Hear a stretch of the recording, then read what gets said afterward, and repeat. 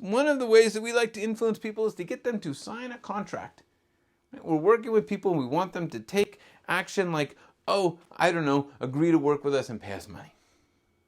So how do we increase the likelihood that people will sign that contract?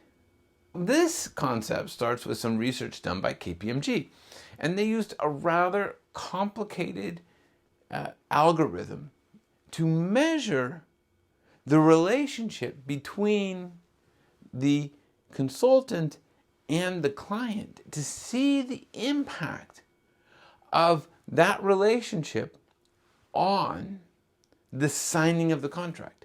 In other words, how much more likely was somebody to sign a contract if they liked somebody or if they had a strong relationship with somebody.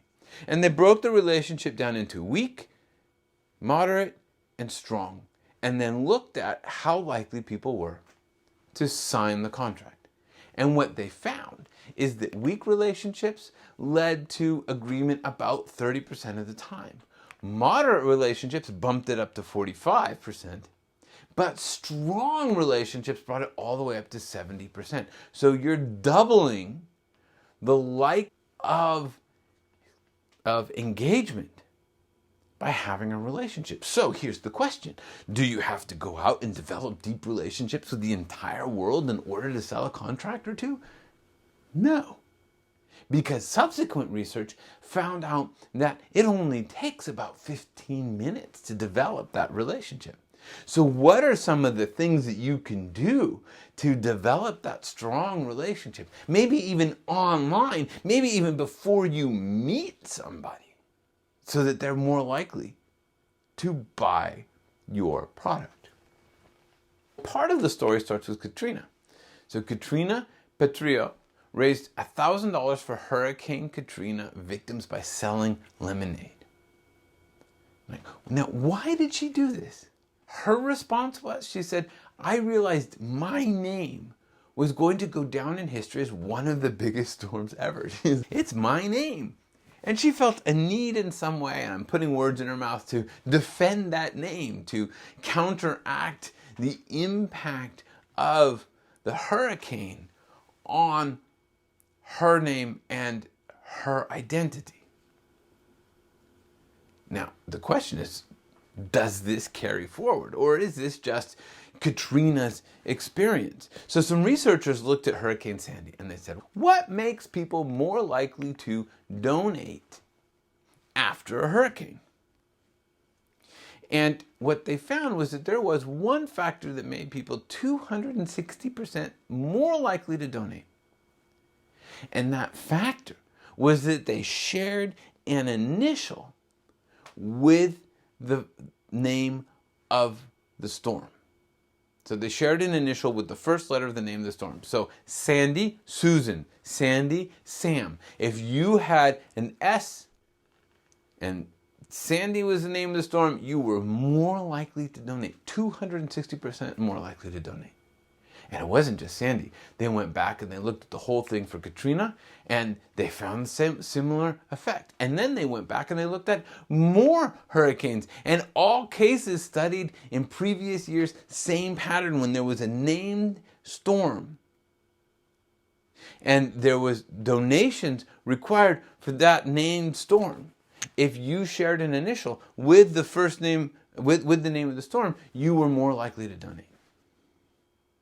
So one of the things that builds that relationship is just the similarity. What do we have in common? So you can look out into the world and say, what are the things that I have in common with the person I'm trying to influence, and how can I express those things? And it may be your name, but it may be other things as well. What do you have in common? Be interested in them and understand those commonalities so that you can express them, you can engage around commonality. There was another company that did a study, and they said, how can we increase the sales of this product? And so they took these 4 bottles and they did a randomized study with lots and lots of people, and they said, which one are you more likely to buy? And they all look pretty much the same. And yet, people were more likely to buy the first one than the last one. Significantly more likely to buy the first one than the last one. And what's the difference as you go down from 36, 30, 21, and 13%? It's the smile down at the bottom of the bottle. That's all it took, was the smile at the bottom of the bottle. If we smile at people, they are more likely to be influenced by us, to like us, to be persuaded by us. So that's why you see in logos lots of smiles. And it's not that everybody sat back and they said, oh, well, Cialdini says we should add a smile. It's the fact that they took these logos and they focus grouped them to see which ones people liked. And the ones that people liked are the ones that had the smiles on them.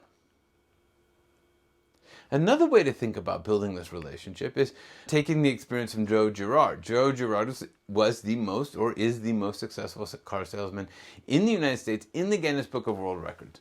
And he attributes a lot of his success to the relationship that he had with his customers and the way that he liked them. And it turns out that research suggests that it is more important that we like somebody than that we be liked by somebody.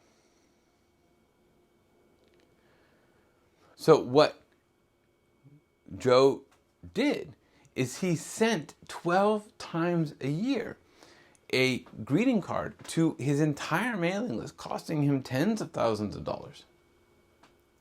And all he wrote on the card was, I like you. He just expressed the fact that he liked somebody, and that was enough to start creating that relationship.